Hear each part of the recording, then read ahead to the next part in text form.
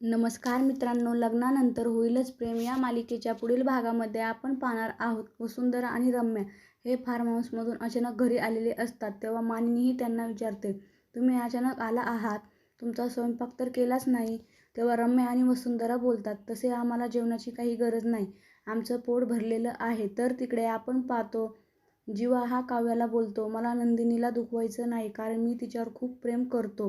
आणि तेव्हा काव्य देखील आवाकून त्याकडे पाऊल लागते व ती तिथून निघून जाते. तर इकडे आपण पाहतो वसुंधरा ही रम्याला बोलते, रम्या आपल्याला तर काव्या व जीवाच्या विरोधामध्ये आणखीन काही ठोस पुरावे मिळू शकतील, ज्यामुळे काव्या व नंदिनीचे आयुष्य उद्ध्वस्त होऊ शकते आणि तुला पार्थला मिळवण्याचा रस्ता मोकळा होऊ शकतो. तर तिकडे आपण पाहतो काव्य ही जीवाला बोलते, जीवा तू तुझ्या भावांना आणि नंदिनीताईंना व्यक्त करून दाखवलंस की तू तिला प्रपोज केलेस की नाही. तेव्हा जीवा देखील नकार देतो. काव्या त्याला बोलते यामध्ये घाबरण्यासारखं काय आहे, ज्याप्रमाणे तू मला प्रपोज केले होते तसेच तर.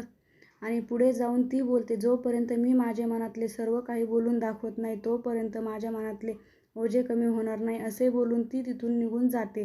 तेव्हा जीवा देखील तिच्याकडे पाहतच राहतो. आता पुढे येणाऱ्या भागामध्ये जीवा हा नंदिनीला प्रपोज करणार का हे पाहणे अतिशय रंजक ठरणार आहे. लग्नानंतर होईलच प्रेम या मालिकेचे सर्व अपडेट पाहण्यासाठी आमचे चॅनल लाईक करा, शेअर करा आणि सबस्क्राईब करायला विसरू नका. धन्यवाद.